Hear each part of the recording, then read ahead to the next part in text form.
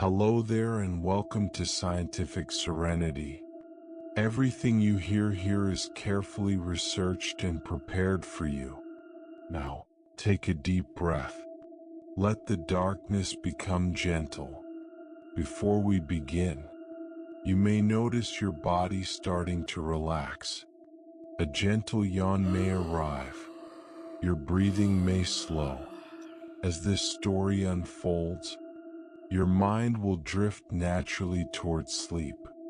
By the middle of this journey, rest will come quietly, and when you wake, you may feel calmer, because tonight, you fell asleep through science and learned something most people never will. If you see me as someone from your own family who researches and prepares this knowledge for you, subscribing, liking, and leaving a comment would truly mean a lot to me. And let the story begin. You stand at the edge of everything you have ever known. Behind you, the gray dust of the lunar surface stretches toward a horizon that curves away in the impossible geometry of a world smaller than your own. Before you, the sky is black. Not the soft black of a moonless night on Earth, but the absolute, uncompromising black of space, where there is no atmosphere to scatter light, no air to create the illusion of depth, nothing between you and infinity except the thin fabric of your spacesuit and the fragile bubble of your own consciousness. But you are not looking forward. You are looking back. Earth hangs in the sky behind you, a perfect sphere of blue and white suspended in the void. It is beautiful beyond description, this world you have left behind. The oceans gleam in the sunlight, their deep blues contrasting with the swirling whites of clouds that never stop moving, never stop changing, never stop doing the work of weather and life and all the countless processes that make Earth the only home humanity has ever known. You can see the curve of the Terminator, the line where day becomes night, and you know that somewhere on that line, people are watching sunsets or sunrises, going about their lives in the ordinary way that people have done for millions of years. You were one of those people once. You lived in that world of blue light and white clouds, of noise and motion and the constant buzz of connection.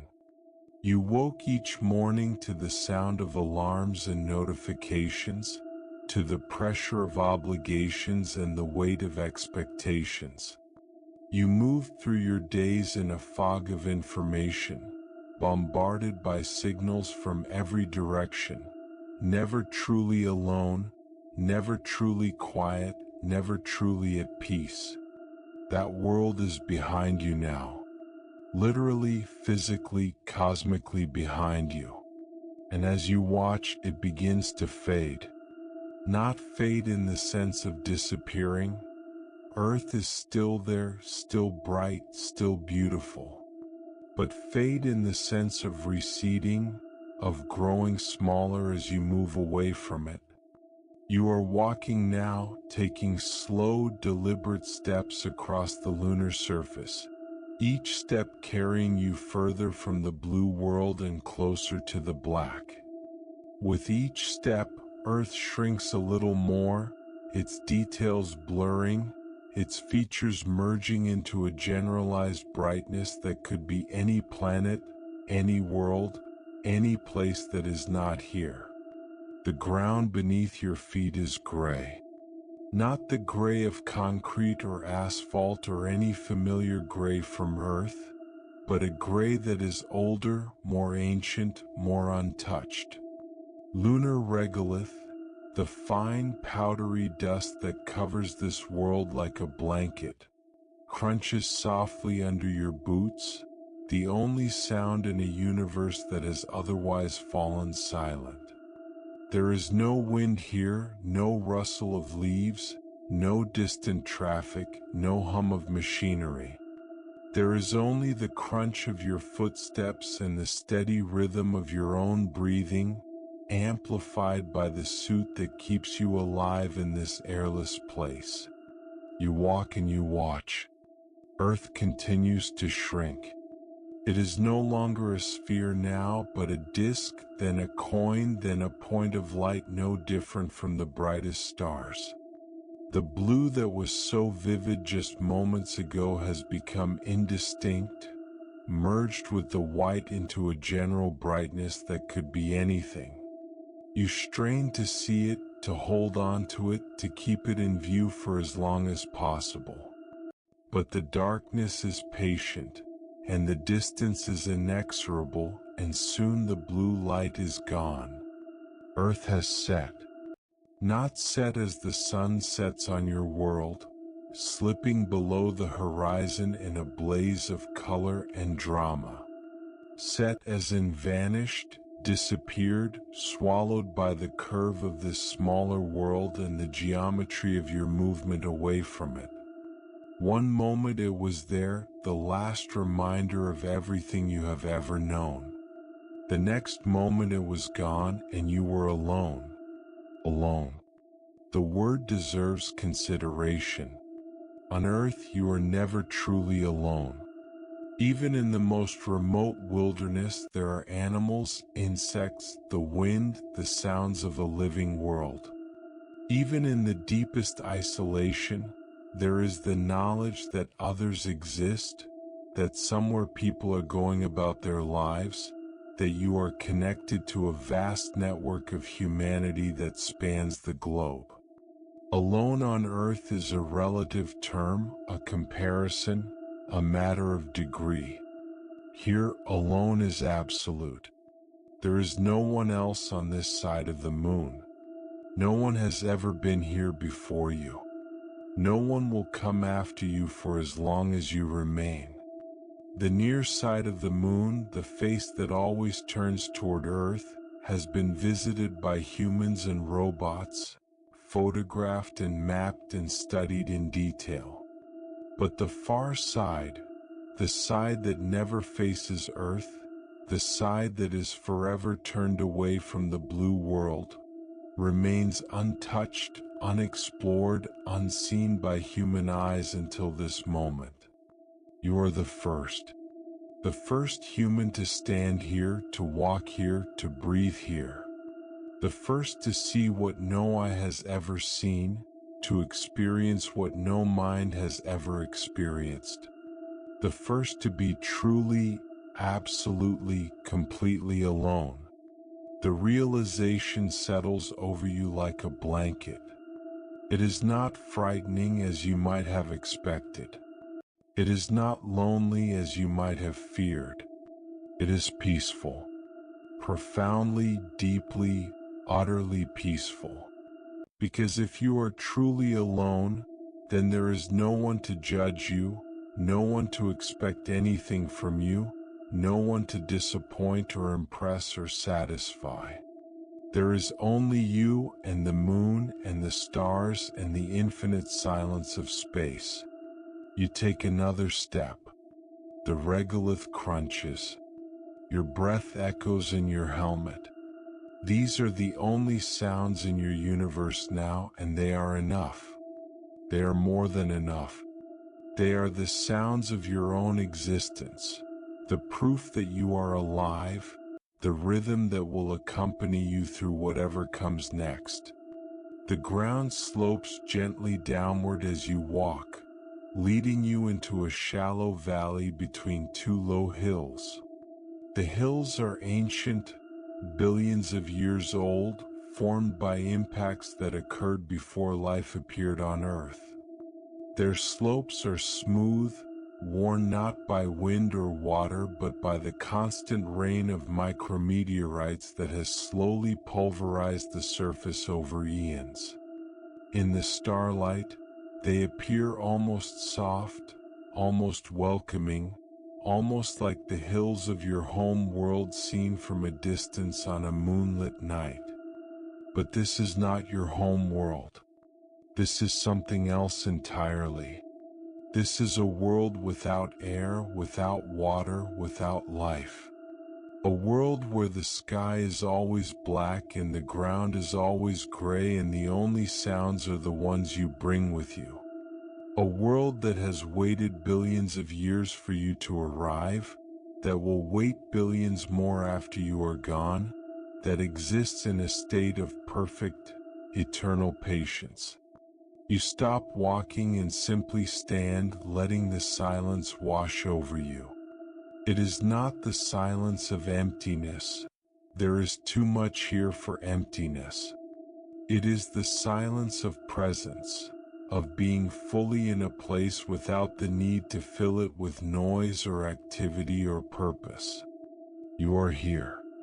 That is enough. That is everything. Above you, the stars blaze with a clarity you have never seen. Without an atmosphere to scatter their light, they are points of perfect brilliance, each one a sun like your own, each one surrounded by its own planets, its own possibilities, its own stories that will never be told. The Milky Way stretches across the sky like a river of diamond dust, so bright that it casts a faint shadow on the ground beneath your feet. You have seen the Milky Way from Earth, of course. A pale band of light in the darkest skies, easily drowned by city lights or moonlight. But you have never seen it like this. You have never seen it as it truly is. A galaxy of hundreds of billions of stars, each one a point of light in the darkness, each one a reminder of how small you are and how vast the universe is. And yet, for all that vastness, you are not overwhelmed. You are not diminished. You are exactly the right size for this moment, exactly the right presence for this place. The universe does not need you to be more than you are. It simply accepts you as you are, a tiny consciousness adrift in its infinite expanse. You begin walking again, drawn forward by the gentle slope and the promise of what lies beyond the next ridge. Your path takes you between the two hills, through a narrow pass that opens onto a broader valley. The ground here is rougher, littered with rocks that have been blasted from deeper layers by ancient impacts. Some are the size of your fist, others as large as your head, a few as big as a car. They lie where they fell millions of years ago, undisturbed by any force that might move them, preserved in the vacuum like fossils of a time when this world was young. You step carefully around them, your boots leaving prints in the regolith that will remain for millions of years. There is no wind here to erase them, no rain to wash them away, no tectonic activity to bury them. Your footprints will outlast you, outlast your civilization, outlast perhaps even your species. They will be here on the far side of the moon, long after Earth has ceased to be the blue world you left behind. The thought is humbling, but it is also comforting. You have left your mark. You have been here. You have existed. The valley opens before you, a broad plain surrounded by low hills on all sides. The starlight is bright enough here, away from the shadows of the hills, to illuminate the ground in shades of gray and silver. You can see for miles in every direction. Not that there is much to see, just more of the same gray plain, more rocks, more hills in the distance. But the seeing itself is the point. To see in a place where no one has ever seen before. To witness in a world that has never had a witness. You stop again, this time to look up. Earth is gone, hidden behind the hills and the curve of the moon, but the stars are still there, still blazing, still casting their faint light on this ancient landscape. You pick out constellations you know: Orion with his belt and sword, the Big Dipper pointing toward Polaris, Cassiopeia the queen on her throne. They look the same from here as they do from Earth, these patterns of stars, because they are so far away that the distance to the moon is nothing, a rounding error in the vast scales of interstellar space. The stars are the same, only you have changed. Or have you? You feel different, certainly. You feel lighter, freer, more present than you have ever felt on Earth. But perhaps that is not change. Perhaps that is simply the removal of everything that was hiding your true self. The noise, the pressure, the constant demands of a world that never stops asking for more. Perhaps you have not changed at all.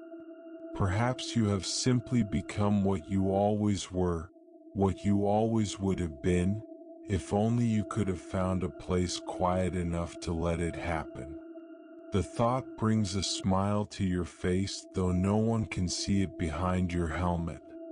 It is a private smile for you alone, and that makes it more precious than any smile you have ever shared.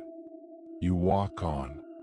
The valley continues, its floor rising gradually toward a ridge in the distance. Beyond that ridge, lies more of the same. More plains, more hills, more craters, more of this world that has no end and no beginning. You could walk for days, for weeks, for years, and never see everything. The far side of the moon is vast, nearly as large as the continent you called home, and every square meter of it is new, untouched, waiting for someone to witness it. But you will not walk forever. You have a destination, though you are not sure what it is. Perhaps it is the ridge itself, the high point from which you can see the valley you have crossed and the plains beyond. Perhaps it is simply the act of walking, the movement itself, the rhythm of step after step after step. Perhaps it is the moment when you finally stop, when you find the perfect spot and simply sit, letting the silence and the starlight do their work. You will know it when you find it. For now you walk. The ridge grows nearer with each step, its outline becoming clearer against the starry sky. It is not a sharp ridge, not a knife edge of rock, but a gentle rise, a swelling of the ground that marks the boundary between this valley and whatever lies beyond. You climb it slowly, savoring the effort, feeling the slight increase in slope as you approach the top. Your breath comes a little faster, a little deeper, and the sound of it fills your helmet with a rhythm that matches the rhythm of your steps. And then you are there. You stand on the ridge, looking out over a landscape that no human has ever seen. The valley stretches behind you, a bowl of shadow and starlight. Before you, a new valley opens, broader than the one you have crossed, its floor dotted with craters and scattered rocks. Beyond that, more hills, more ridges, more valleys, fading into the distance until they merge with the curve of the moon and the blackness of space. But it is not the landscape that holds your attention. It is the sky.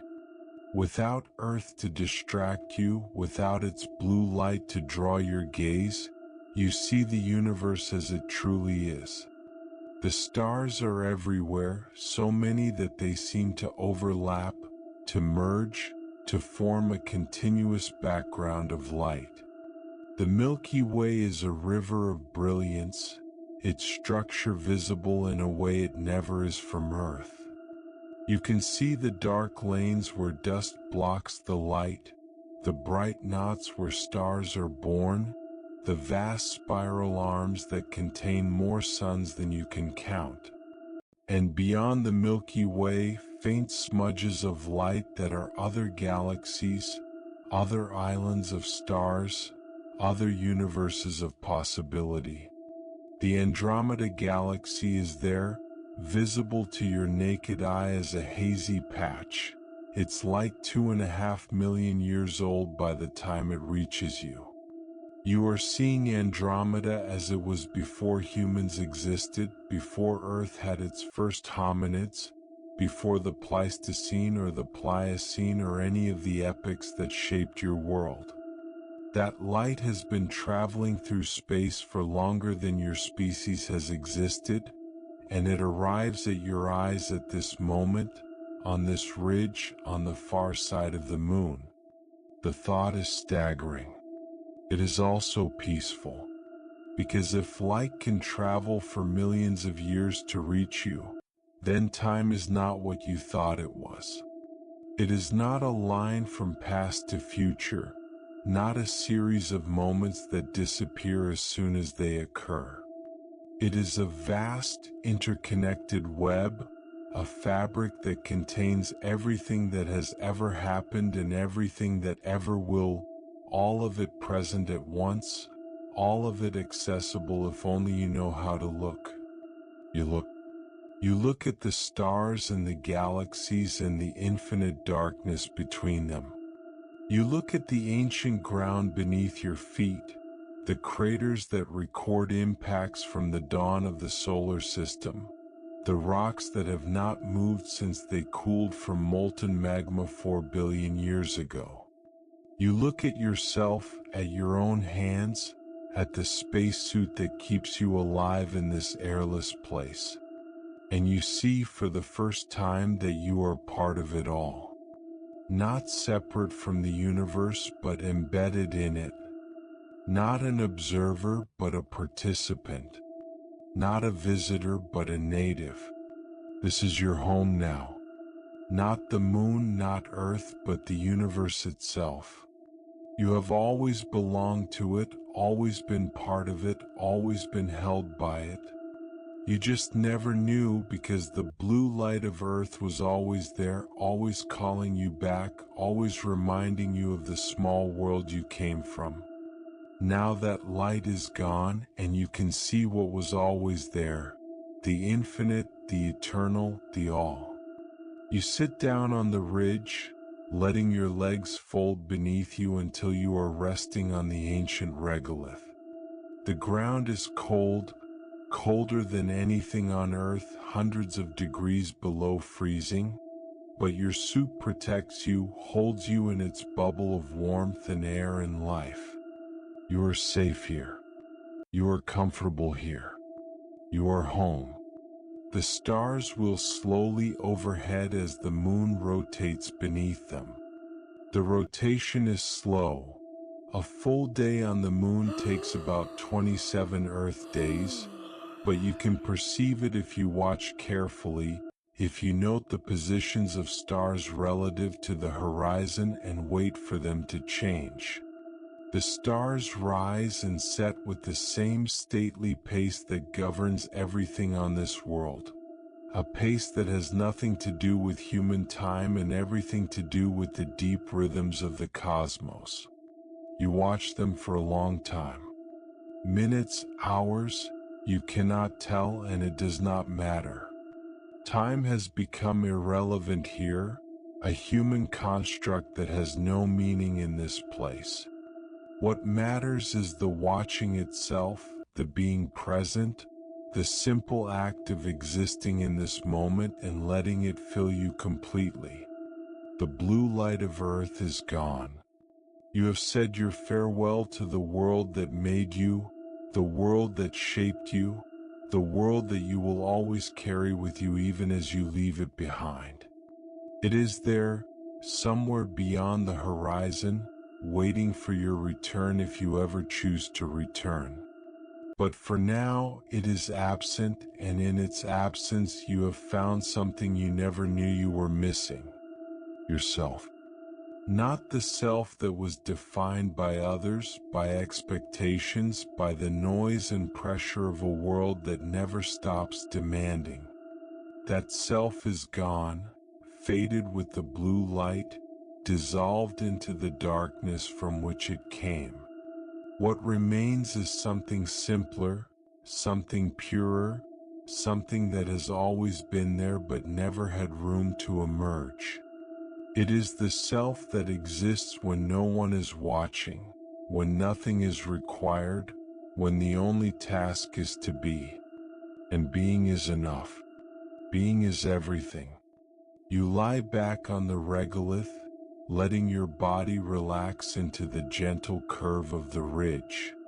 The stars fill your vision, millions of them, billions of them, each one a sun like your own. The Milky Way stretches from horizon to horizon, a river of light that flows through the darkness like a promise. And somewhere, far beyond your ability to see, other galaxies turn in the void, their light still traveling toward you, still carrying their ancient messages across the cosmos. You close your eyes. The darkness behind your lids is different from the darkness of space. Warmer, softer, more intimate. It is the darkness of rest, of sleep, of the quiet place where dreams begin. You let it take you, not completely, not yet, but enough. Enough to feel its embrace, its welcome, its promise of peace. The blue light is gone. Earth is gone. The world you knew is behind you, hidden by the curve of this ancient world and the distance you have traveled. Ahead of you lies only darkness, only silence, only the infinite patience of a universe that has been waiting for you since before you were born. You are ready for it. You have always been ready for it. You just needed to say goodbye first. Goodbye, Earth. Goodbye, blue light. Goodbye to everything that made you who you were. You are someone new now, someone who exists only in this moment, on this ridge, on the far side of the moon. And that is enough. That is more than enough. That is everything. The stars continue their slow wheel above you.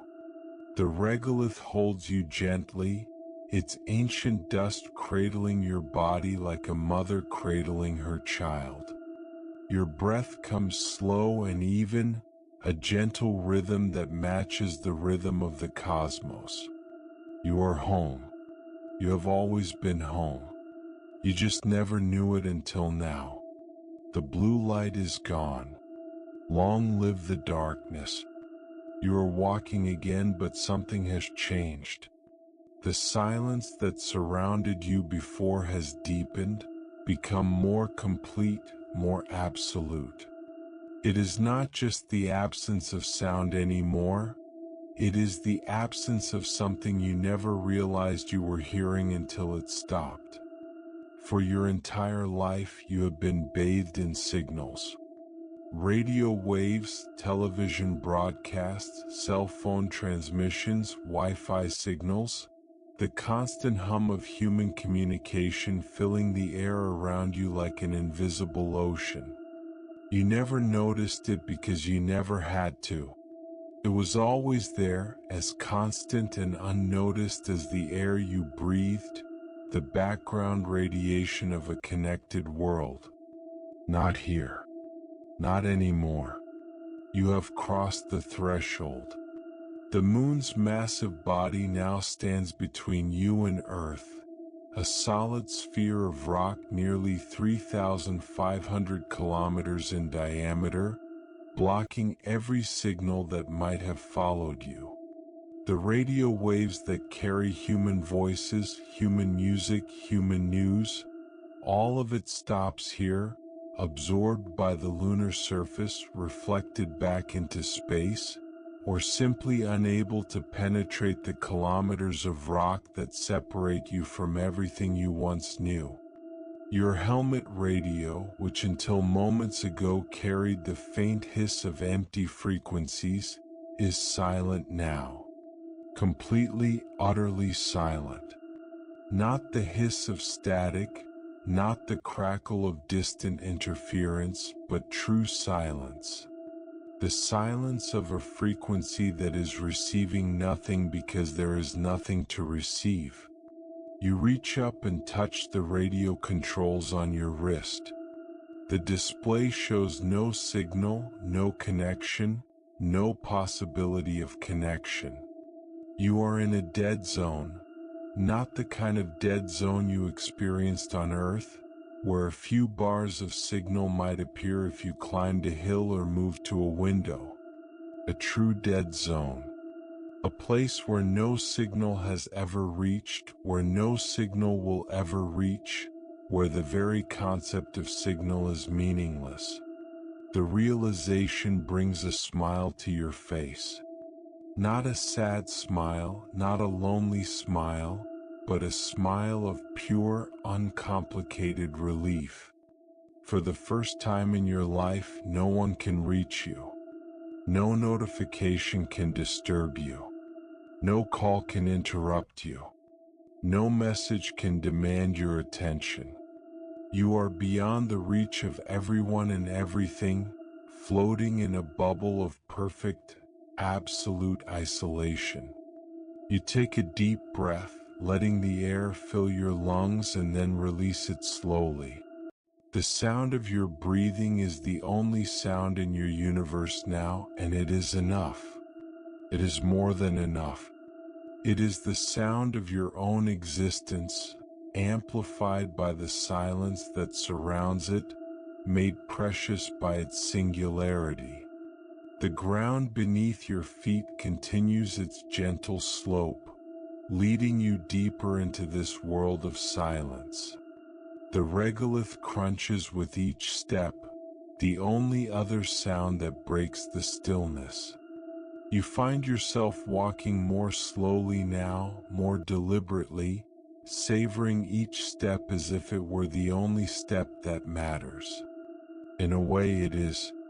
In this place, where time has no meaning and distance is measured only by the effort of movement, each step is its own moment, its own experience, its own small eternity.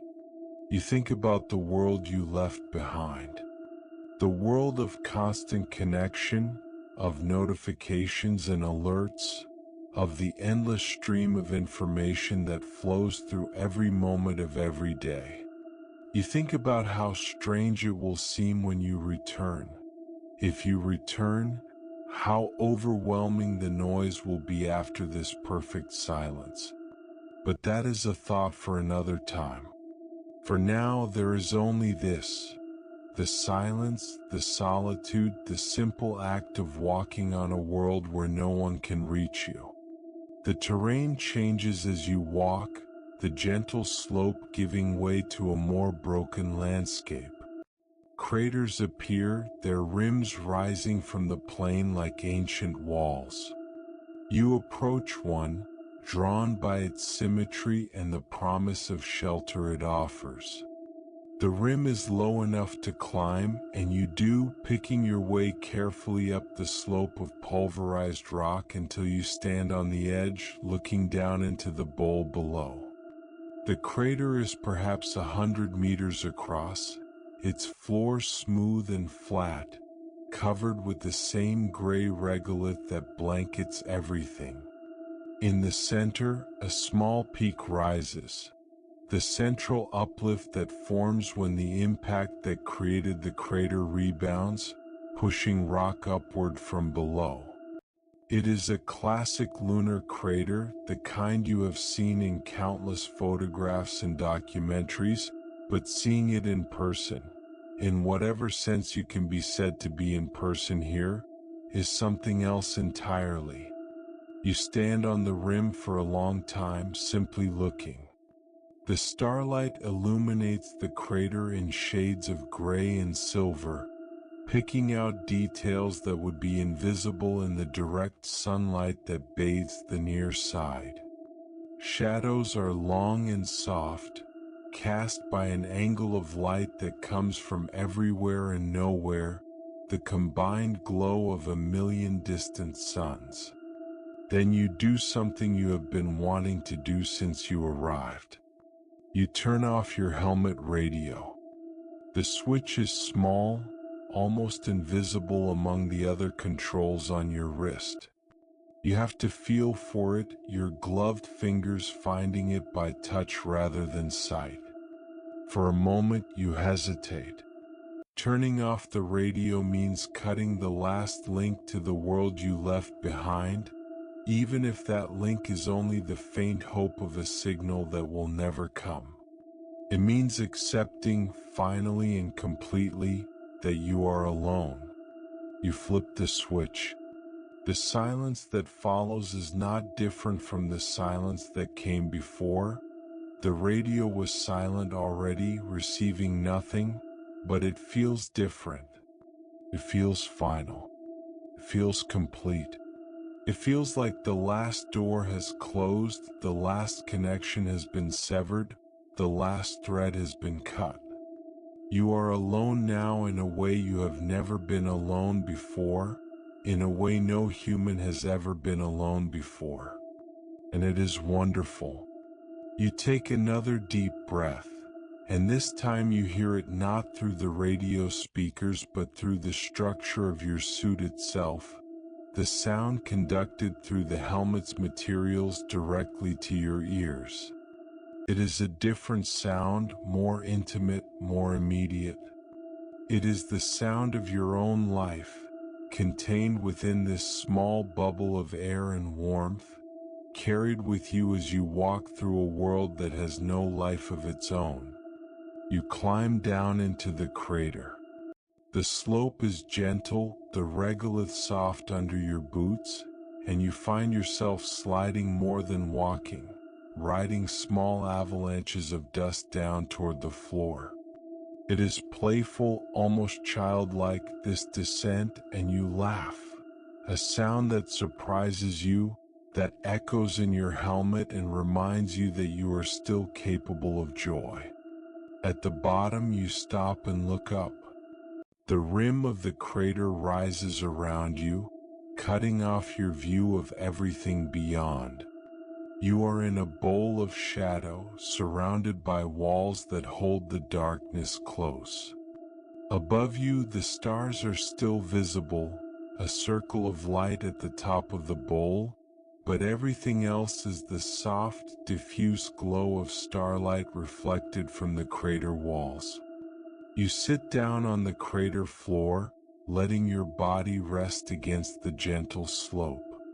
The regolith is soft, almost comfortable, and you find yourself sinking into it slightly, as if into a bed of the finest powder.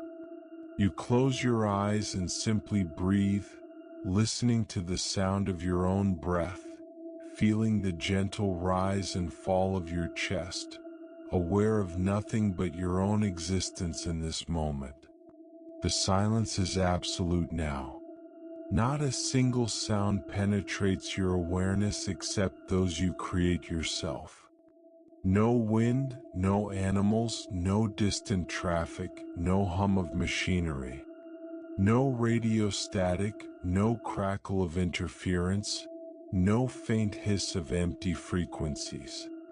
Just the sound of your breathing and, if you listen very carefully, the faint thump of your own heartbeat. You have achieved something that billions of humans have dreamed of but never experienced. True, complete, absolute solitude. You are beyond the reach of everyone and everything. You are alone with yourself in a way that has no parallel in human experience. And you are not afraid. You are not lonely. You are not sad. You are, for the first time in your life, completely at peace. The minutes pass. The hours pass. Time has no meaning here, in this crater on the far side of the moon, but you mark it anyway, counting your breaths, feeling the slow passage of moments that stretch into eternities. Your breathing slows, deepens, becomes more regular. Your heartbeat follows, finding a rhythm that matches the rhythm of this place, the slow pulse of a world that has no pulse of its own. You think about all the signals that are not reaching you. The millions of text messages sent every second, the billions of emails, the endless stream of social media posts, the phone calls and video chats and notifications that fill the lives of everyone on Earth. All of it is flowing through the air around them, invisible and unnoticed, connecting them in ways they take for granted. And none of it can reach you. You are beyond the network, beyond the grid, beyond the constant hum of human communication. It is not that you have escaped these things. It is that they have ceased to exist for you. In this place, on this world, the only reality is the reality you bring with you. The only sounds are the sounds you make. The only thoughts are the thoughts you think. The only presence is your own. You open your eyes and look up at the circle of stars above you. They are the same stars that have shone on this crater for billions of years, the same stars that watched the impact that created this bowl, that have observed every micrometeorite that has fallen since, that will continue to watch long after you are gone. They are indifferent to your presence, these stars, but that indifference is not hostile. It is simply the way of things, the natural order of a universe that does not require your attention to continue. You are not required here. That is the thought that comes to you, clear and sharp in the silence. You are not needed, not expected, not demanded. You are simply present, a tiny consciousness that has chosen to be here for reasons that are your own. The universe does not care whether you stay or go, whether you live or die, whether you exist at all. And in that indifference you find a strange kind of freedom. If nothing requires you, then nothing can disappoint you. If nothing expects you, then nothing can judge you. You are free to simply be, without purpose or meaning or any of the burdens that come with being part of a world that always wants more from you. You stand up slowly, brushing the regolith from your suit. The movement feels good, a reminder that you are alive, that you can act, that you are not merely a passive observer in this world. You begin to walk again, this time not toward any destination but simply for the sake of walking, for the pleasure of movement in a place where movement is the only activity available. The crater floor is smooth and level, easy walking despite the soft regolith. You circle the central peak, a mound of rock that rises perhaps 20 meters above the floor, its slopes littered with boulders thrown up by the ancient impact. You approach it, drawn by the promise of a higher vantage point, a place from which you might see more of this world than the crater walls allow. The climb is easy, the slope gentle enough to walk without using your hands. The boulders are everywhere, some as large as houses, others small enough to step over.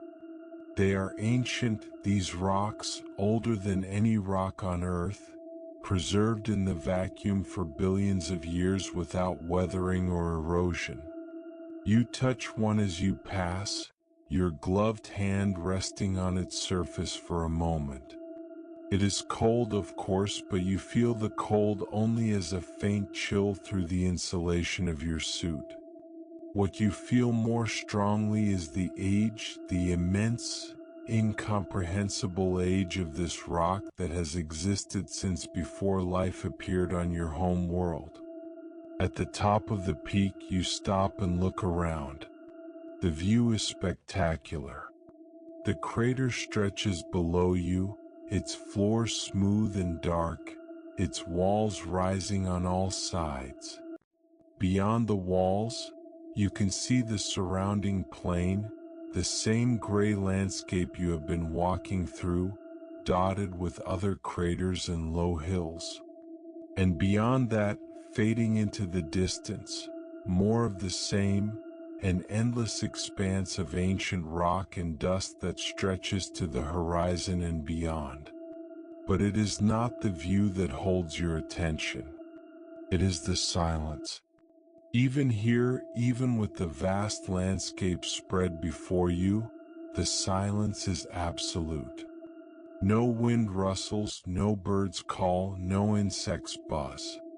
The only sound is your breathing, steady and calm, a gentle rhythm that accompanies you as you stand on this peak and look out over a world that has never known life.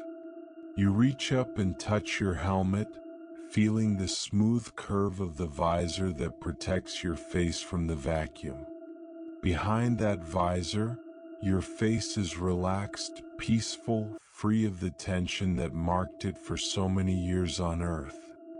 You are not thinking about the past or the future, not worrying about what comes next or regretting what came before. You are simply here in this moment, on this peak, in this silence. The radio on your wrist remains off. You have no desire to turn it back on, no curiosity about whether a signal might somehow have appeared. You know it hasn't. You know it won't. And that knowledge is a gift, a freedom, a release from everything that has bound you to the world of noise and connection. You sit down on the peak, finding a flat rock that serves as a natural seat. The view spreads before you, gray and silver in the starlight, beautiful in its simplicity. You could stay here forever, you think. You could sit on this peak and watch the stars wool overhead for days, for weeks, for as long as your supplies lasted. And it would be enough. It would be more than enough. It would be everything. But you will not stay forever. You will move on when the time comes, when your body tells you it is time to walk again, to explore more of this world, to find new places to sit and watch and breathe. For now, though, you are content to stay, to be present, to experience this moment in all its fullness. The silence deepens. Not that it was shallow before, but it becomes more present, more noticeable, more a part of your awareness. You begin to hear things you did not hear before.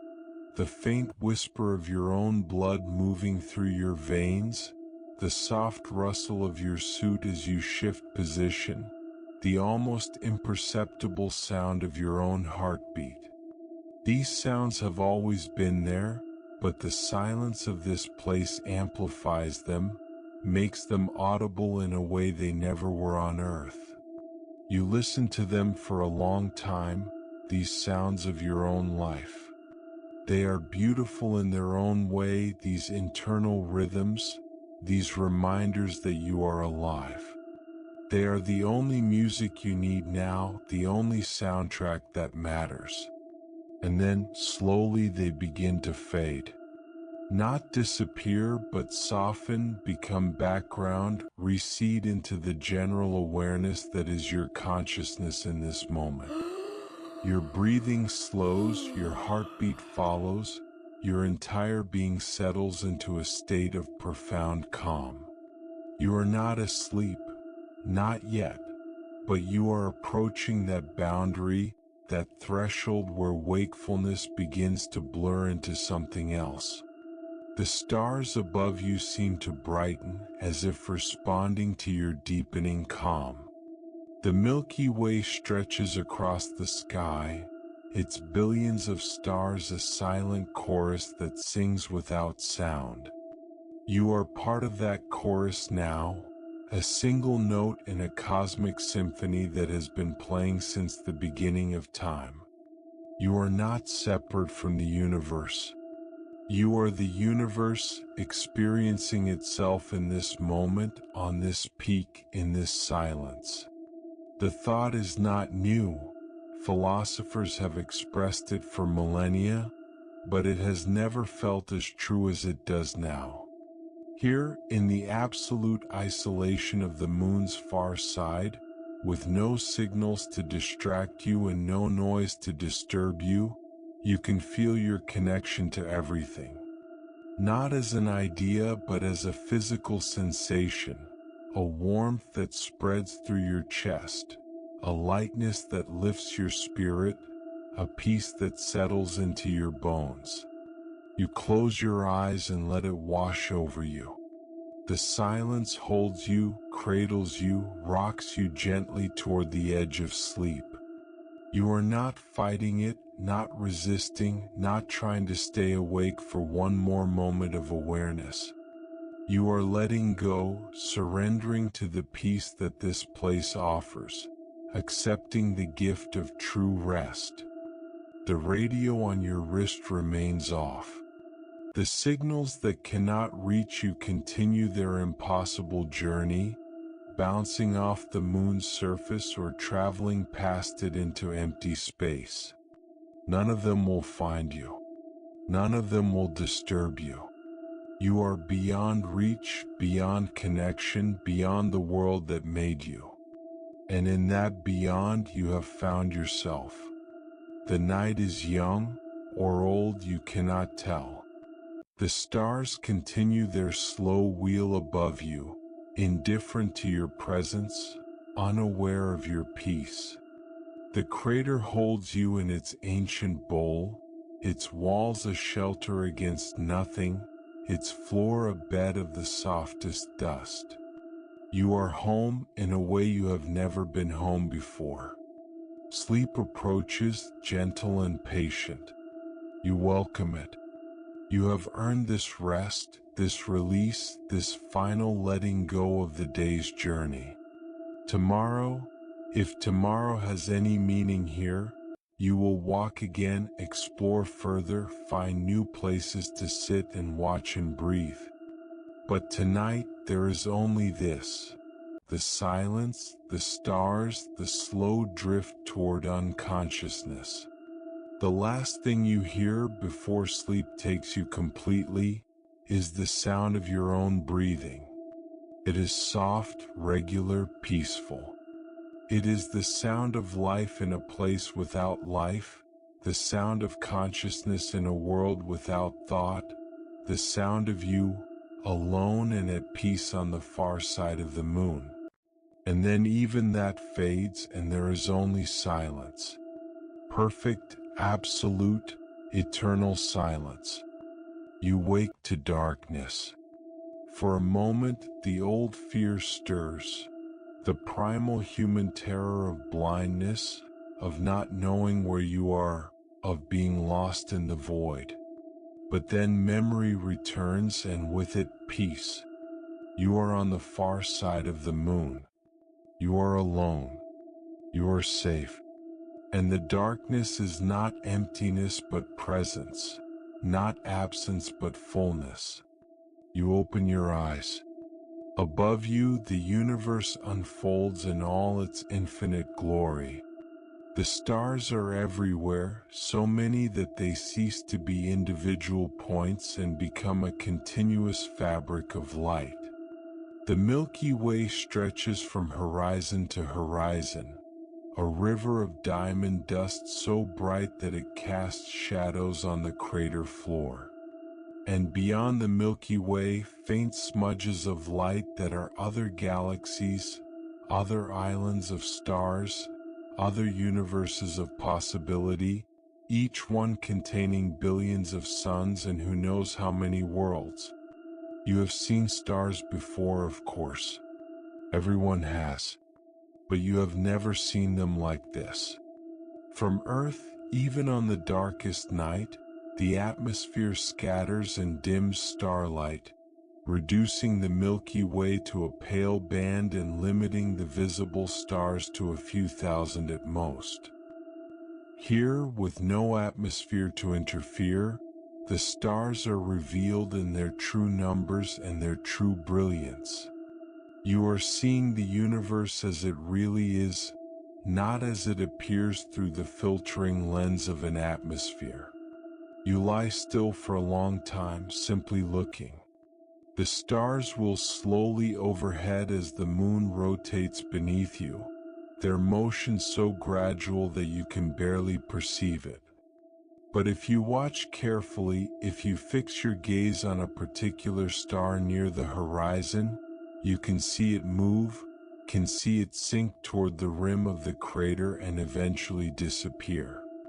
New stars rise to take their place, emerging from the opposite horizon to begin their slow journey across the sky. The sight is hypnotic, mesmerizing. You feel yourself drawn into it, pulled out of your body and into the vastness above. Your consciousness expands, stretches, reaches toward the stars as if it could touch them, as if the distance that separates you from those distant suns were nothing more than an illusion. And in a way it is. Light travels from those stars to your eyes in years, centuries, millennia, but the light itself is here now, touching you, filling you, becoming part of you. You sit up slowly, not wanting to break the spell but needing to see more. The crater walls rise around you, their rims outlined in starlight, their slopes fading into shadow. Above them, the sky is a dome of light, so bright that it seems almost blue, almost like the daytime sky of Earth, but with a different quality, darker, deeper, more mysterious. You stand and begin to climb out of the crater. The slope is gentle, the regolith soft under your boots, and you find your way easily in the starlight. Your shadow stretches before you, cast by a light source that is everywhere and nowhere, the combined glow of a million suns. It is a faint shadow, barely visible, but it is there, proof that starlight has power, that even the most distant suns can cast their influence across the void. At the rim you stop and look out. The plain stretches before you, gray and silver in the starlight, dotted with craters and scattered rocks. The hills in the distance are visible now, their outlines soft in the diffuse illumination. And above it all, the sky continues its endless display, the stars so thick that they seem to merge into a single continuous glow. You begin to walk, drawn by no destination, guided by no purpose except the desire to be in this place, under this sky, surrounded by this light. The regolith crunches under your feet, the only sound in a universe that has otherwise fallen silent. Your breathing is steady, calm, a gentle rhythm that matches the rhythm of your steps. The plain opens before you, vast and empty and beautiful. You walk for what feels like hours, though time has no meaning here. The stars wheel overhead, their slow motion marking the passage of moments that stretch into eternities. You are alone, completely alone, but you do not feel lonely. How could you? With the entire universe spread above you, with billions of stars for company, with the light of distant galaxies falling on your face. You think about the light that reaches you. Some of it left its stars thousands of years ago, when humans were just beginning to form the first civilizations. Some left millions of years ago when our ancestors were still climbing trees. Some left billions of years ago before Earth had even formed, before the solar system was born.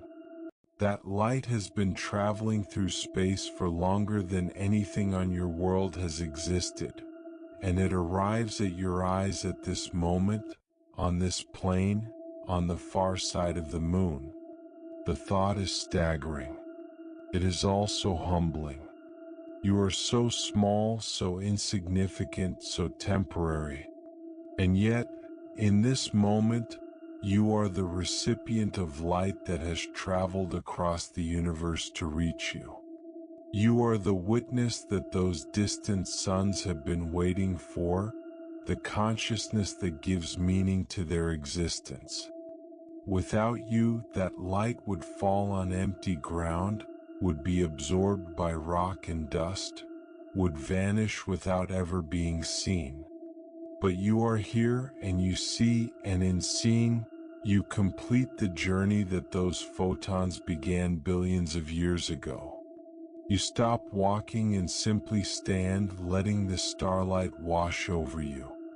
It is faint, this light, much fainter than sunlight, much fainter even than moonlight on Earth. But it is enough. It illuminates the ground at your feet, casts your shadow behind you, reveals the contours of the landscape in shades of gray and silver. It is a night light, but not the night light of a child's room, small and local and limited. It is a cosmic night light, powered by the combined output of 100 billion stars, casting its gentle glow across a world that has no other illumination. You look up at the Milky Way, at the dense band of light that marks the plane of our galaxy. From Earth, it is a pale ribbon easily lost in light pollution or moonlight. Here, it is a river of brilliance, its structure visible in a way that photographs can only hint at. You can see the dark lanes where interstellar dust blocks the light, the bright knots where stars are being born, the vast spiral arms that contain more suns than you can count. You are looking at our galaxy from the inside, seeing it not as a distant object but as the environment you inhabit, the home you share with hundreds of billions of other stars. And beyond the Milky Way, the other galaxies. Andromeda is the brightest, a fuzzy patch of light that you can see with your naked eye. It is 2.5 million light-years away, meaning the light you see left it when our ancestors were just beginning to walk upright. The Triangulum galaxy is fainter, visible only as a smudge if you know where to look. And beyond them, dozens of other galaxies, each one containing billions of stars, each one a universe unto itself. You try to comprehend the numbers, but they slip away, too large for the human mind to hold. 1 billion is 1,000 million. 100 billion is 100,000 million. And there are hundreds of billions of galaxies in the observable universe, each with hundreds of billions of stars. The numbers are beyond comprehension, beyond imagination, beyond any scale that human experience can provide. And yet, here you are, a tiny consciousness on a tiny world, looking up at all of it and feeling not overwhelmed but connected. Because you are part of it. The atoms in your body were forged in stars that died billions of years ago, their cores cooking hydrogen into helium, helium into carbon, carbon into oxygen, all the elements that make up your flesh and blood and bone. Those atoms were scattered across space by supernovae, gathered into clouds that collapsed to form new stars and planets. And eventually, on one small planet around one ordinary star, they assembled themselves into you. You are stardust. Not metaphorically, not poetically, but literally. Every atom in your body except hydrogen was created inside a star and scattered across the galaxy when that star died. You are made of the same stuff as the stars above you, the same elements, the same cosmic material. When you look up at the night sky, you are looking at your own origins, your own history, your own self. The thought brings tears to your eyes, though no one can see them behind your helmet. They are private tears for you alone, and they are precious. They are the tears of a being who has finally understood where she comes from, who has finally seen her place in the universe, who has finally grasped the truth that philosophers and poets have struggled to express for millennia. You are the universe experiencing itself. You are the cosmos made conscious. You are starlight become aware. You begin to walk again, but differently now. Each step feels sacred, each movement a prayer. You are not just walking on the moon, you are walking through your own history, through the history of every atom that makes you who you are. The ground beneath your feet is made of the same stuff as the stars above your head, and you are made of the same stuff as both. There is no separation, no division, no boundary between you and the cosmos. There is only unity, only connection, only the endless dance of matter and energy that has been going on since the beginning of time. The plane continues, endless in the starlight. You walk toward a low hill in the distance, drawn by its shape and the promise of a higher vantage point. The hill grows slowly as you approach, its slopes gentle, its summit rounded. It is an ancient hill, formed by some long ago impact or volcanic event, its surface smoothed by eons of micrometeorite bombardment. You climb it without effort, the low gravity making each step feel like a bounce, a small leap toward the top.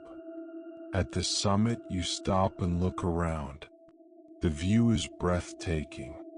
The plain stretches in all directions, dotted with craters and hills, fading into the distance until it meets the curve of the moon and the blackness of space. Above it all, the stars continue their slow wheel, the Milky Way a river of light, the galaxy's faint smudges in the darkness. You sit down on the summit, finding a flat rock that serves as a natural seat. The view spreads before you, and you let yourself simply look, simply be, simply exist in this moment of perfect beauty. The starlight falls on your face, faint but present, a cosmic caress from a billion suns. You close your eyes and feel it, feel the gentle pressure of photons that have traveled across the universe to reach you. Minutes pass. Hours pass. Time has no meaning here, and you let it go, release your grip on the concept of duration. Allow yourself to exist outside the flow of moments. You are not in time anymore. You are in eternity, in the endless present that is the only time the universe knows. When you open your eyes again, the sky has shifted. New stars have risen, old ones have set. The Milky Way has moved in its slow arc across the dome. But the beauty remains, constant and unchanging, a sea of light that stretches from horizon to horizon. You think about the people on Earth going about their lives under a sky they cannot truly see. They look up at night and see a few thousand stars, maybe a pale band of Milky Way if they are far from city lights. They have no idea what they are missing. They have no idea that the universe is not a dark void with scattered points of light but a blazing ocean of brilliance, a cosmic fireworks display that never ends. But you have seen, and the seeing has changed you, transformed you, made you into something new. You will never look at the night sky the same way again. You will never forget what you have witnessed here on this hill on the far side of the moon. A meteor flashes across the sky, a meteor on the moon where there is no atmosphere to burn them up. But it is not a meteor in the earthly sense. It is a micrometeorite, a tiny particle of dust moving at incredible speed, heated to incandescence by its passage through nothing. There is no atmosphere here to cause friction, so why does it glow? The answer comes to you. It glows because it is hitting the surface, because it is impacting the ground at tens of thousands of kilometers per hour, because the energy of its motion is converted instantly to heat and light. It is not a shooting star. It is a tiny explosion, a miniature impact that adds its energy to the endless bombardment that shapes this world. You watch as more micrometeorites flash in the sky, their brief lives illuminating the darkness for split seconds before they vanish. They are everywhere, constantly falling, constantly adding to the regolith that covers this world. Over millions of years, they have pulverized the surface, turned solid rock into fine powder, created the dust that now lies beneath your feet. And they will continue for millions more long after you are gone, slowly but inexorably changing the face of the moon. The thought is comforting in a strange way. Change happens here even if it is too slow to see.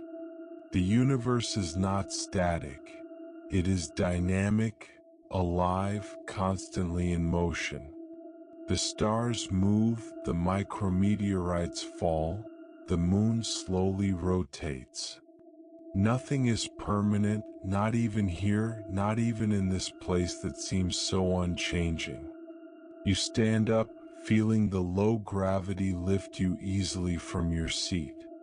You stretch, your arms reaching toward the stars, and for a moment you feel as if you could touch them, as if the distance that separates you from those distant suns were nothing more than an illusion. Then you lower your arms and begin the descent, making your way down the hill toward the plain below. The walk back is different from the walk out. You are not seeking anything now. You are simply moving, letting your body find its own rhythm, letting your mind drift among the stars. The plain passes beneath your feet, the craters and rocks familiar now, almost like old friends. You have been here long enough that this place is starting to feel like home. You think about the sea of stars above you, the cosmic night light that illuminates your journey. It is not a harsh light, not like the sun that will eventually rise over this world. It is a gentle light, a soft light, a light that does not demand or expect anything from you. It simply is, and in its being, it allows you to be as well. You find a spot that feels right, a small depression between two low ridges, sheltered from any direction, open to the sky above. You settle into it, letting your body relax against the soft regolith, letting your gaze rise to the stars. They are still there, still shining, still casting their faint light on your face. The hours pass. The stars wheel. The micrometeorites flash. And you watch, a silent witness to the beauty of the universe. At some point, you become aware that you are smiling. Not a conscious smile, not a smile you chose, but a smile that has risen from somewhere deep within you, a natural expression of the peace you feel.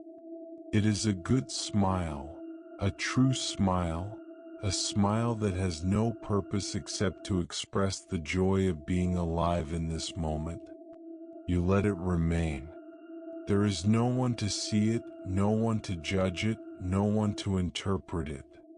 It is yours alone, a private gift from your own heart to your own face. The stars continue their slow dance above you.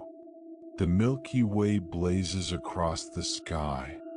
The galaxies glow faintly in the distance.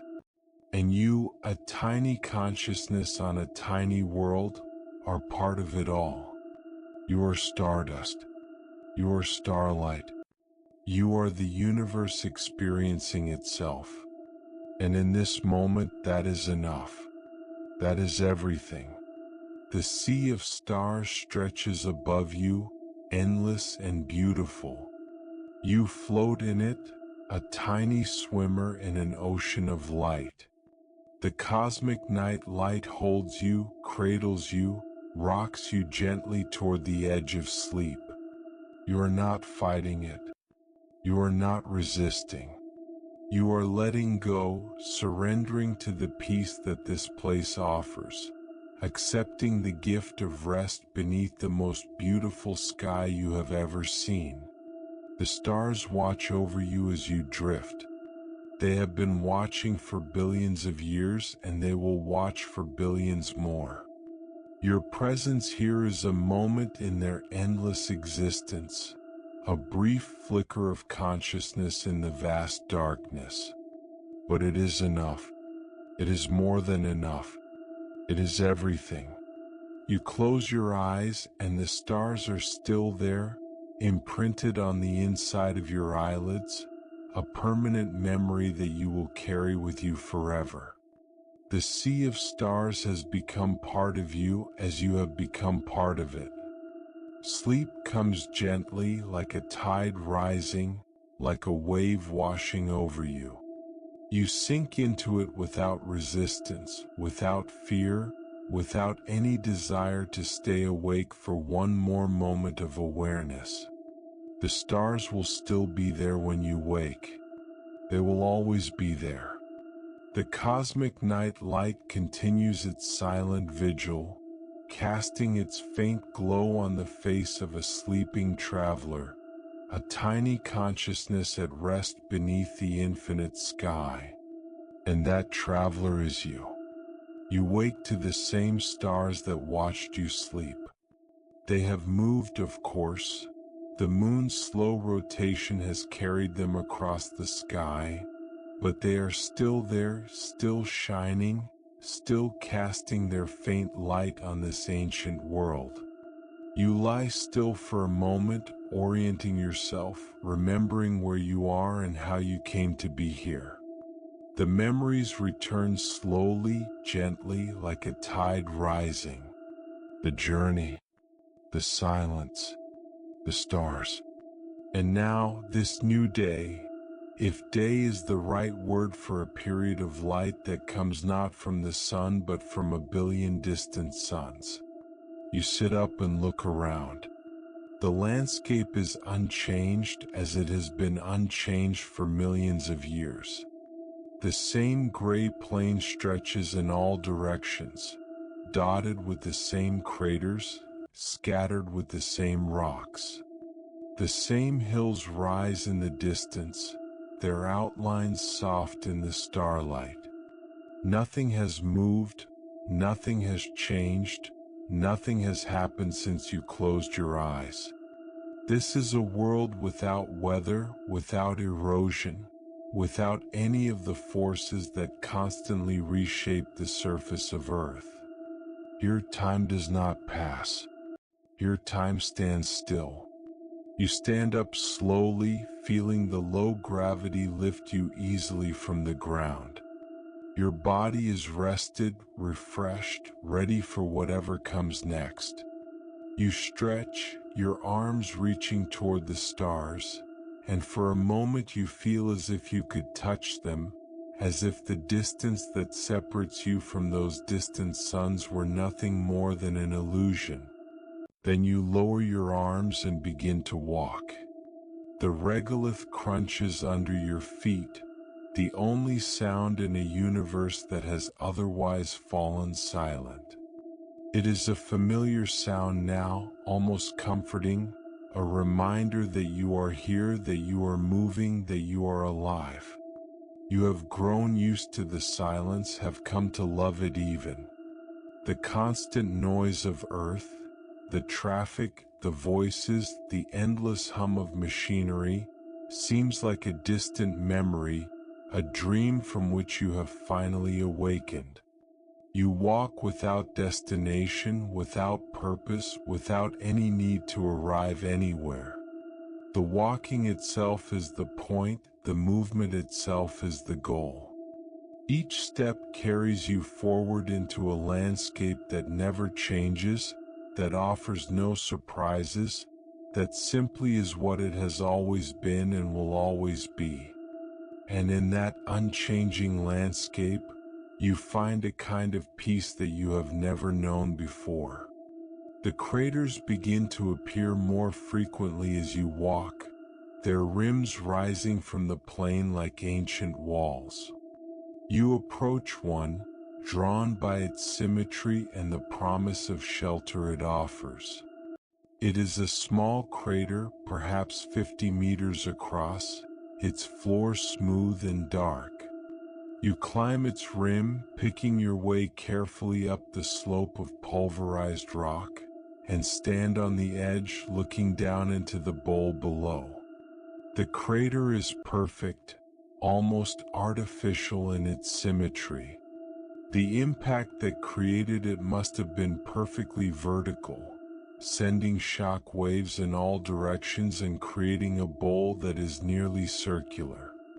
The floor is smooth, covered with the same fine regolith that blankets everything, and in the center, a small peak rises, the central uplift that forms when the compressed rock rebounds after the impact. You climb down into the crater, sliding more than walking on the loose slope. The regolith gives way beneath your feet, creating small avalanches that flow down ahead of you. It is playful, almost childlike, this descent, and you find yourself smiling behind your helmet, enjoying the simple pleasure of movement in low gravity. At the bottom you stop and look up. The rim of the crater rises around you, cutting off your view of everything beyond. You are in a bowl of shadow, surrounded by walls that hold the darkness close. Above you, the stars are still visible, a circle of light at the top of the bowl, but everything else is the soft, diffuse glow of starlight reflected from the crater walls. You walk across the crater floor, your boots leaving prints in the regolith that will remain for millions of years. There is no wind here to erase them, no rain to wash them away. Your footprints will outlast you, outlast your civilization, outlast perhaps even your species. They will be here on the far side of the moon, long after Earth has ceased to be the blue world you left behind. The central peak rises before you, a mound of rock perhaps 10 meters high. Its slopes are littered with boulders thrown up by the ancient impact, some as large as cars, others small enough to step over. You approach it, drawn by the promise of a higher vantage point, a place from which you might see more of this world than the crater walls allow. The climb is easy, the slope gentle enough to walk without using your hands. The boulders are everywhere, ancient beyond comprehension, their surfaces pitted by countless micrometeorite impacts over billions of years. You touch one as you pass, your gloved hand resting on its surface for a moment. It is cold, of course, but you feel the cold only as a faint chill through the insulation of your suit. What you feel more strongly is the age, the immense, incomprehensible age of this rock that has existed since before life appeared on your home world. At the top of the peak, you stop and look around. The view is spectacular. The crater stretches below you, its floor smooth and dark, its walls rising on all sides. Beyond the walls, you can see the surrounding plain, the same gray landscape you have been walking through, dotted with other craters and low hills. And beyond that, fading into the distance, more of the same, an endless expanse of ancient rock and dust that stretches to the horizon and beyond. But it is not the view that holds your attention. It is the stillness. Nothing moves out there. Nothing changes. The landscape is frozen, preserved, eternal. The craters that dot the plain were formed millions or billions of years ago, and they look today exactly as they looked when they were formed. No wind has eroded their rims. No rain has filled their floors. No vegetation has covered their slopes. They are as fresh as the day they were created, even if that day was before the dinosaurs appeared on Earth. You think about time, about what it means on a world like this. On Earth, time is measured in change. The seasons turn, the rivers flow, the mountains erode. Nothing stays the same for long. But here on the moon, time has no meaning. 1,000,000 years is the same as a day. 1,000,000,000 years is the same as an hour. Nothing changes, nothing moves, nothing happens. The moon simply is as it has always been, as it will always be. You sit down on the peak, finding a flat rock that serves as a natural seat. The view spreads before you, and you let yourself simply look, simply be, simply exist in this moment of perfect stillness. The stars will slowly overhead, the only movement in a landscape that otherwise has none. You watch them for a long time, letting their slow motion mark the passage of moments that stretch into eternities. The hours pass. You do not count them. You do not measure them. You simply let them flow through you as the starlight flows through the void, as time flows through the universe. You are not separate from this flow. You are part of it, a small eddy in the great river of existence. At some point, you become aware that you are hungry. It is a strange sensation, this hunger, a reminder that you are still tied to the rhythms of your body, even here in this timeless place. You reach for the food pack on your suit, extracting a small tube of concentrated nutrients. You eat slowly, savoring each bite, making the meal last as long as possible. There is no hurry here. There is never any hurry here. When you finish eating, you stand and begin the descent from the peak. The climb down is easier than the climb up, the low gravity allowing you to almost float from boulder to boulder. At the bottom, you walk across the crater floor toward the rim, your footprints joining the ones you made earlier, creating a small network of trails that will remain here forever. The climb out of the crater is steeper than the climb in, but you manage it easily, using your hands to steady yourself on the loose slope. At the rim, you stop and look back. The crater holds your footprints, your presence, your history. You have been here. You have left your mark. And that mark will remain long after you have returned to Earth, long after Earth itself has ceased to exist. You turn and continue walking. The plain stretches before you, endless and unchanging. You walk without direction, without purpose, simply letting your body find its own way across this ancient landscape. The craters come and go, each one unique, each one beautiful in its own way. Some are large, kilometers across, their rims visible on the horizon. Others are small, barely more than depressions in the regolith. All of them are ancient, all of them have waited billions of years for someone to see them. You stop at one of the smaller craters, a simple bowl perhaps 10 meters across. It is so fresh that it might have been formed yesterday, though you know it was formed millions of years ago. The rim is sharp, the slope steep, the floor smooth and dark. You stand on the edge and look down, seeing your own shadow cast by the starlight, a dark shape against the gray. Then you do something you have not done before. You step into the crater and sit down on its slope, letting your body slide slowly toward the bottom. The regulum gives way beneath you, carrying you gently down in a small avalanche of dust. It is like sledding, like playing in the snow, a moment of pure childish joy in this most serious of places. At the bottom you lie back and look up.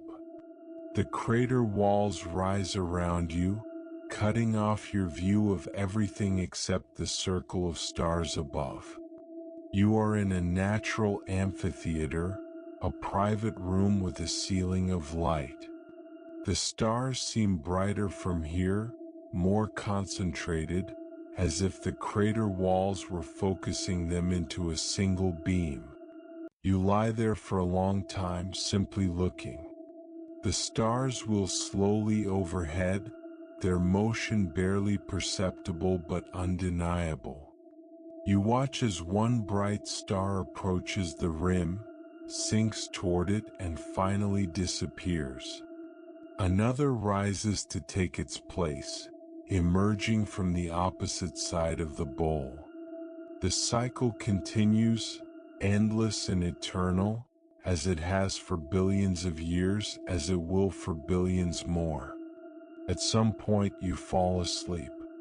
Not the deep sleep of night, but a light doze, a drifting state between waking and dreaming. The stars watch over you as you drift, their light falling on your face, their presence a comfort in the darkness. When you wake, the sky has shifted. New stars have risen, old ones have set, but the view is the same. A circle of light above, a bowl of shadow around. You sit up slowly, orienting yourself, remembering where you are. The crater holds you, protects you, shelters you from the vastness beyond its rim. You climb out of the crater, using your hands to pull yourself up the steep slope. At the rim you stand and look around. The plain stretches in all directions, unchanged, unchanging. The same craters, the same rocks, the same hills in the distance. Nothing has moved. Nothing has changed. Time has stood still as it always does here. You begin to walk again, drawn now toward a range of hills on the horizon. They are low hills, barely more than rises in the plain, but they offer the promise of a higher vantage point, a place from which you might see more of this world. The walking is easy, the low gravity making each step feel like a bounce, a small leap toward your destination. As you walk, you notice the rocks more than you did before. They are everywhere, scattered across the plain like the leavings of some giant hand. Some are small, the size of your fist. Others are large, the size of houses. All of them are ancient, their surfaces pitted by countless micrometeorite impacts over billions of years. You stop at one of the larger rocks, a boulder perhaps 3 meters high. Its surface is rough, covered with small craters where tiny impactors have struck it over the eons. You reach out and touch it, your gloved hand resting on its surface. It is cold, of course, but you feel the cold only as a faint chill. What you feel more strongly is the texture, the roughness, the evidence of all that this rock has endured. You think about the journey this rock has made. It was blasted from some deeper layer by the impact that created a crater, thrown across the landscape to land here, where it has remained for millions of years. It has seen the stars wheel overhead, has felt the rain of micrometeorites, has witnessed the slow, imperceptible changes that shape this world. And now, for the first time, it has been touched by a conscious being. You leave your handprint on its surface, pressing your gloved fingers into the thin layer of dust that covers it. The print will remain for millions of years, long after you are gone, a small sign that you were here, that you existed, that you mattered. Then you continue walking. The hills grow slowly nearer, their outlines becoming clearer with each step. They are not high, these hills, perhaps 100 meters at most, but they are steep, their slopes covered with the same loose regolith that blankets everything. You approach the nearest one and begin to climb. The climb is harder than you expected. The regolith slides under your feet, each step carrying you forward but also back, as if the hill were trying to reject you. But you persist, using your hands to steady yourself, finding purchase where you can. The low gravity helps, making each step feel lighter, but the loose surface makes every movement uncertain. Halfway up, you stop to rest. You look back at the plain below, at the craters and rocks and the long trail of your footprints leading back to where you started. The view is breathtaking, not because it is dramatic, but because it is so simple, so pure, so untouched. This is a world without life, without change, without time. And you are here, a temporary visitor in the eternal. You continue climbing. The summit grows nearer with each step, and finally, after what feels like hours, you reach it. You stand on the top of the hill, looking out over a landscape that no human has ever seen. The plain stretches in all directions, dotted with craters and hills, fading into the distance until it meets the curve of the moon and the blackness of space. The stars blaze overhead, the Milky Way a river of light, the galaxy's faint smudges in the darkness. You sit down on the summit, letting your body rest against the gentle slope. The view spreads before you, and you let yourself simply look, simply be, simply exist in this moment of perfect stillness. The hours pass. The stars wheel. Nothing changes, and that is exactly as it should be. You think about the craters you have visited, the rocks you have touched, the footprints you have left. All of them will remain here forever, preserved in the vacuum like fossils of your passage. 1 billion years from now, when Earth is gone and the sun has begun to die, your footprints will still be here on the far side of the moon, waiting for someone or something to find them. The thought is humbling. It is also comforting. You are part of something larger than yourself, larger than your species, larger than your world. You have left your mark on the universe, and that mark will endure. You stand up and begin the descent. The hill is easier to go down than up, the regolith sliding beneath your feet in small avalanches that carry you gently toward the bottom. At the base, you turn and look back at the summit, at the place where you stood and saw eternity.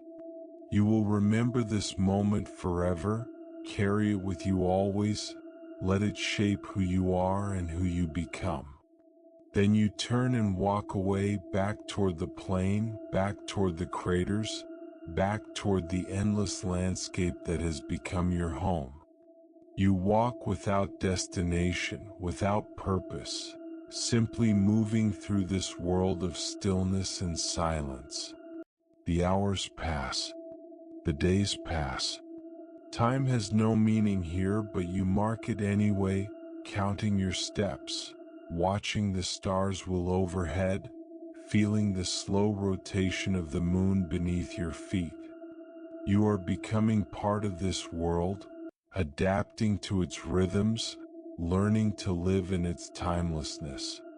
You find a new crater, larger than the others, its rim rising high above the plain.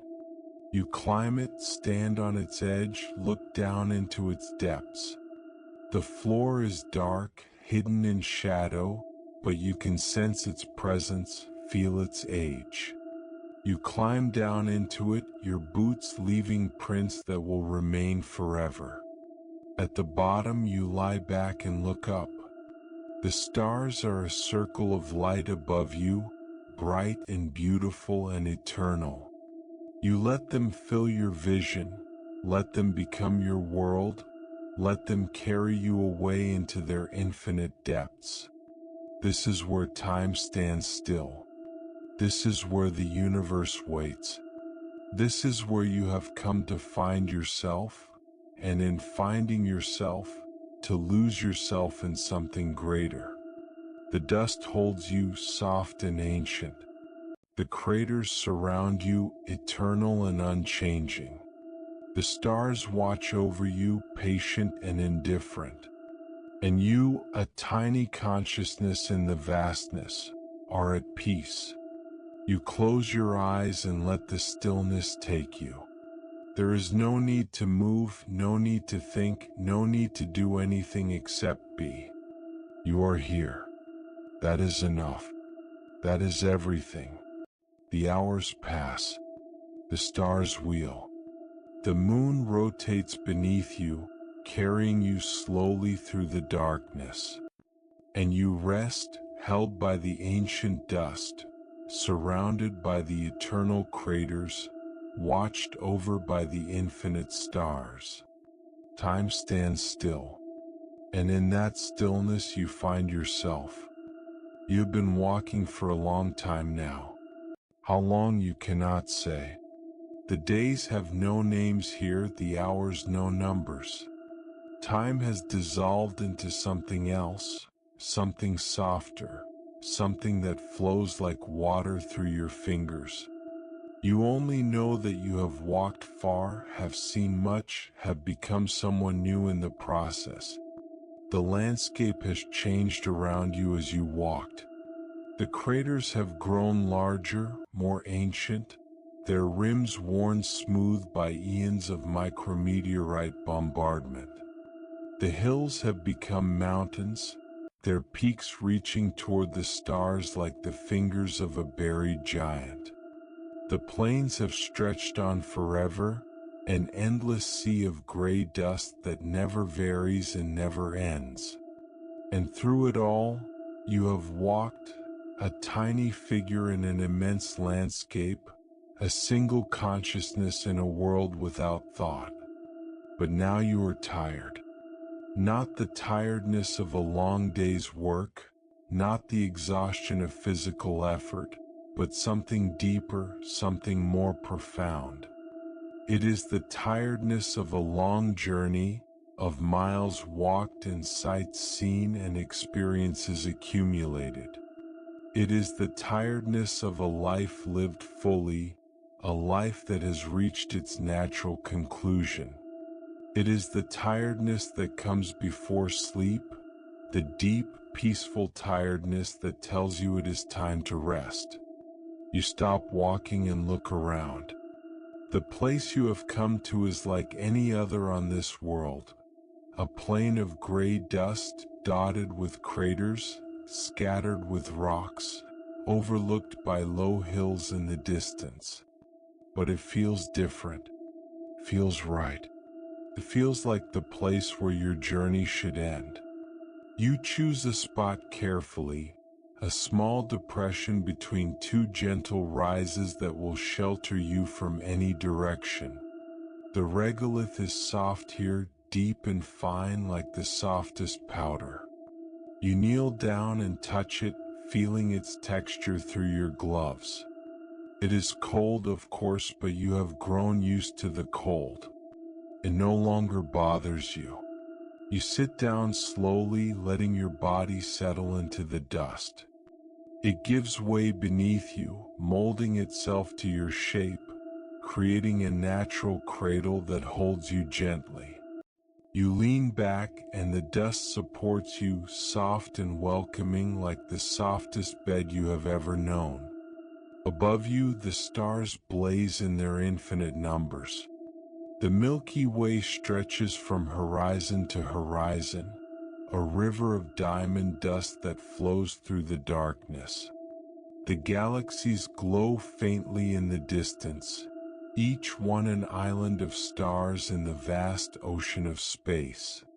And beyond them, more stars, more galaxies, more universes of light stretching away to infinity. You lie back and let them fill your vision. You have looked at these stars for many hours now, many days, but you never tire of them. They are always new, always different, always the same. They are the eternal companions of your journey, the silent witnesses to your passage through this world. Your body relaxes into the dust. The tension that you carried for so long, the tension that was part of who you were on Earth, has finally left you. Your muscles are soft, your joints loose, your breath slow and even. You are comfortable here, more comfortable than you have ever been anywhere. You think about the journey that brought you here. The launch from Earth, the blue light fading behind you. The crossing of the void, the first sight of the moon's far side. The landing, the first steps on untouched ground. The walking, the endless walking through craters and plains and hills. The silence, the blessed silence that has been your constant companion. The stars, the eternal stars that have watched over you every moment. All of it has led to this moment. All of it has prepared you for this rest. You close your eyes for a moment, then open them again. The stars are still there, still shining, still watching. They will always be there. They have been watching for billions of years, and they will watch for billions more. Your presence here is a moment in their eternal existence, a brief flicker of consciousness in the vast darkness. But it is enough. It is more than enough. It is everything. You think about the people on Earth going about their lives under a sky they cannot truly see. They are sleeping now, many of them, their bodies resting in soft beds, their minds wandering through dreams. They do not know you are here. They will never know. You have become a ghost to them, a memory that will fade with time. But you are not sad about this. You are not lonely. You are at peace, because you have found something that they may never find. True solitude, true silence, true rest. You have gone where no one can follow, have experienced what no one can share, have become who no one can know. And in that solitude, in that silence, in that rest, you have found yourself. Your breathing slows further. Each breath is deeper than the last, each exhale longer. Your body is settling into a rhythm, a natural rhythm that matches the rhythm of this place, the slow pulse of a world that has no pulse of its own. The stars seem to brighten as you watch, as if they are saying goodbye, as if they are blessing your rest. The Milky Way glows with a soft light that seems almost warm, almost comforting. The galaxies flicker in the distance, ancient light that has traveled across the universe to reach your eyes. You close your eyes again, and this time you keep them closed. The stars are still there, imprinted on the inside of your eyelids, a permanent memory that you will carry with you into sleep. You see them clearly even in darkness, even with your eyes closed. They are part of you now as you are part of them. Your breathing slows further. The space between breaths grows longer, the pauses more profound.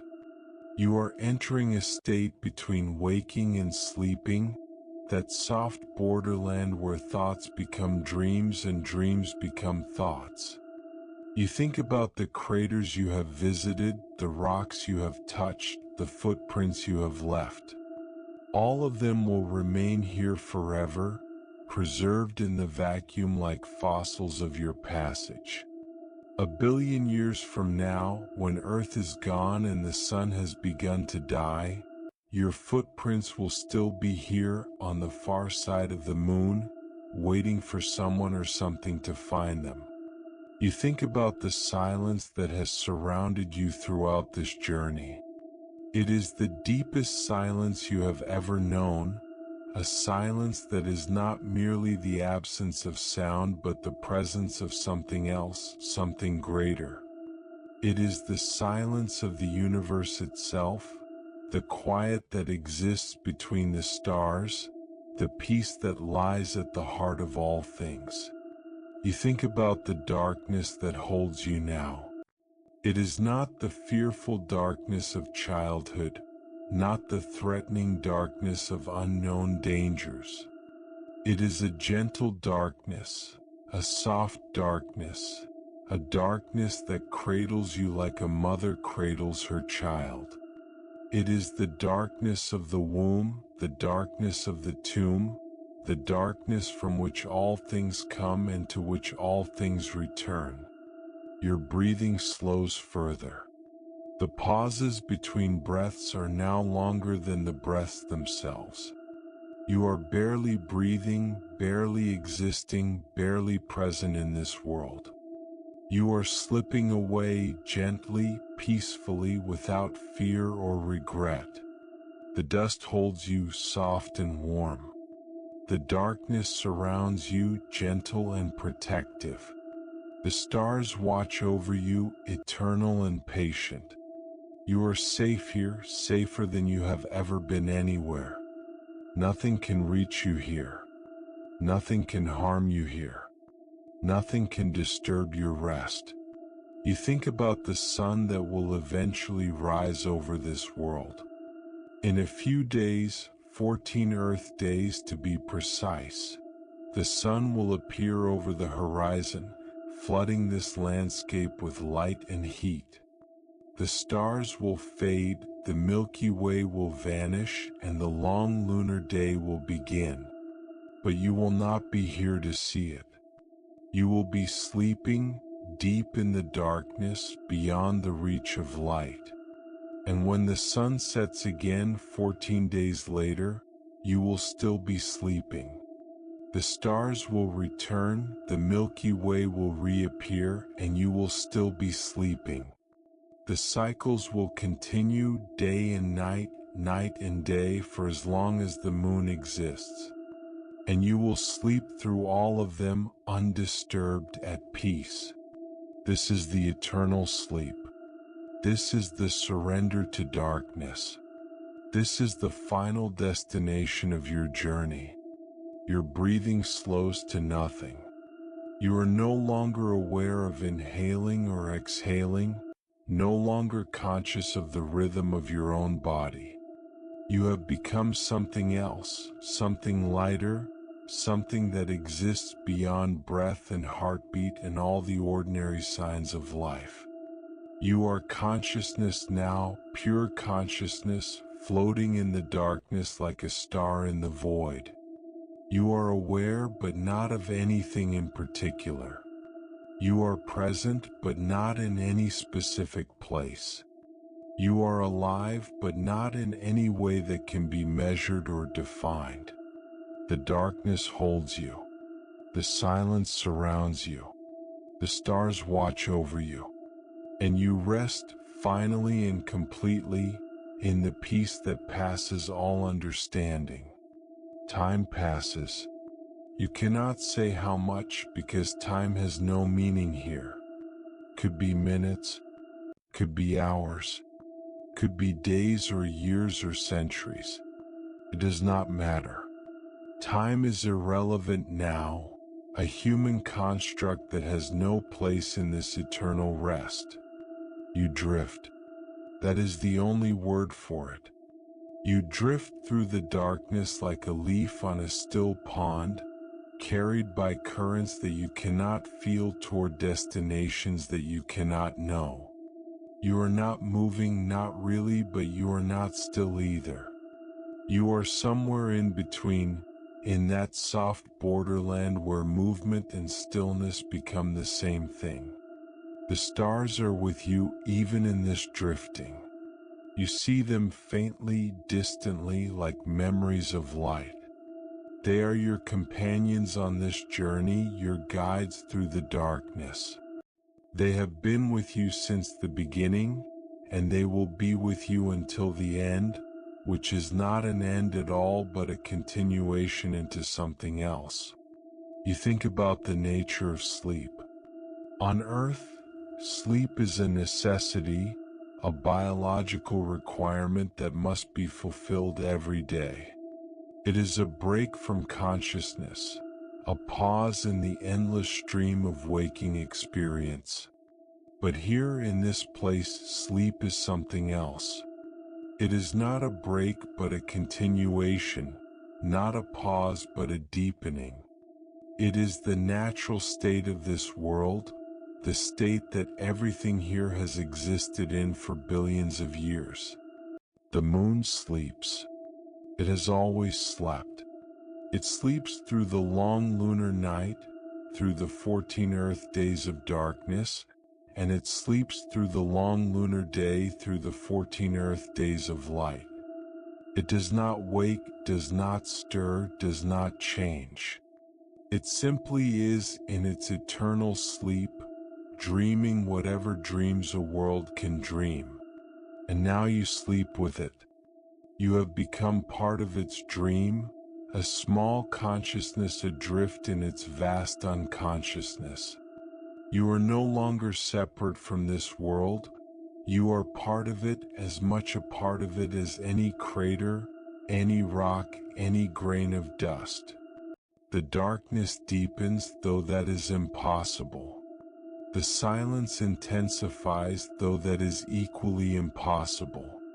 You are entering a state beyond darkness, beyond silence, beyond anything that can be described in words. You are entering the place where words end and something else begins. It is not death. You are sure of that. Death is an ending, a cessation, a final stop. This is not an ending. This is a continuation, a transformation, a becoming. You are not dying, you are sleeping. And in that sleep, you are becoming something new, something that has no name in any human language. The stars flicker faintly in your awareness, the last remnants of the world you are leaving behind. They are beautiful, these stars, as beautiful as they have ever been. But they are distant now, far away, separated from you by a gulf that grows wider with each passing moment.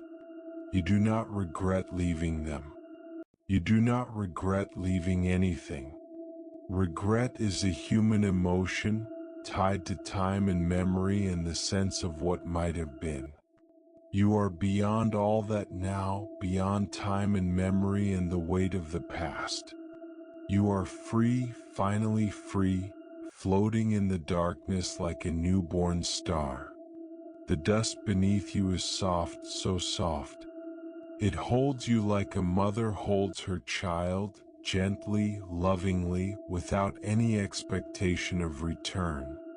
You sink into it slightly, becoming one with it, your body merging with the ancient regolith that has waited billions of years for this moment. You are home. You have always been home. You just never knew it until now. The darkness speaks to you, though not in words. It speaks in feelings and sensations, in the deep knowing that lies beyond thought. It tells you that you are safe, that you are loved, that you are exactly where you are supposed to be. It tells you that the journey is over, that the rest has begun, that everything is as it should be. You listen to this voice, this wordless voice that comes from everywhere and nowhere. You let it fill you, comfort you, carry you deeper into the darkness. You trust it completely as you have trusted nothing else in your life. The stars fade. Not completely, they will never completely fade, but they become less distinct, more diffuse, more like memories than presences. The Milky Way softens, its brilliant light dimming to a faint glow. The galaxies disappear, swallowed by the darkness that now surrounds you completely. You do not mourn their passing. They will return when you wake, if you wake. They will be there, waiting as they have always waited. But for now they are gone, and you are alone with the darkness, and that is enough. Your awareness contracts, drawing in upon itself like a dying star. The vastness of the universe, which has been your companion throughout this journey, recedes into the distance. You are becoming smaller, more concentrated, more focused on the single point of your own existence. And then even that point dissolves. The last trace of your individual consciousness fades, merges with the darkness, becomes one with the void. You are no longer you. You are no longer anything that can be named or described. You simply are, in a way that transcends all categories and definitions. The darkness holds you. The silence surrounds you. The eternal sleep takes you into its embrace. And you are at peace. Hours pass. Days pass. Time has no meaning, but it passes anyway, as it always does, as it always will. The moon rotates slowly beneath you, carrying your sleeping body through the darkness. The stars wheel overhead, rising and setting in their eternal dance. The micrometeorites continue their constant rain, tiny impacts that add their energy to the regolith. You do not stir. You do not wake. You sleep, deeply and peacefully, as the moon sleeps, as the universe sleeps, as all things sleep in their turn. This is the eternal night of the moon's far side. 14 Earth days of darkness, 14 days of starlight and silence and peace. And you will sleep through all of it, cradled by the ancient dust, watched over by the eternal stars. When the sun finally rises, flooding this landscape with light, you will still be sleeping. Its rays will fall on your face, warm and bright, but you will not feel them. You will be beyond feeling, beyond sensation, beyond all the ordinary experiences of waking life. And when the sun sets again 14 days later, you will still be sleeping. The stars will return, the Milky Way will reappear, and you will still be sleeping. The cycle will continue as it has for billions of years, as it will for billions more, and you will sleep through all of it. This is the gift of the moon. This is the peace of the far side. This is the eternal sleep that awaits all who journey far enough, who walk long enough, who surrender completely to the darkness. You have earned this rest. You have walked farther than any human has ever walked. You have seen what no human has ever seen. You have become what no human has ever become. And now, at the end of your journey, you rest. The dust holds you. The darkness surrounds you. The silence embraces you. And you sleep finally and completely in the peace that passes all understanding. This is the 5th chapter. This is the final destination. This is the eternal sleep on the far side of the moon. And it is beautiful. The hours pass. The days pass. The weeks pass. The moon completes its slow rotation, bringing the sun to the horizon, then letting it set again. The stars rise and set in their eternal dance. The micrometeorites continue their constant reign, and you sleep through it all undisturbed at peace. In your sleep you dream.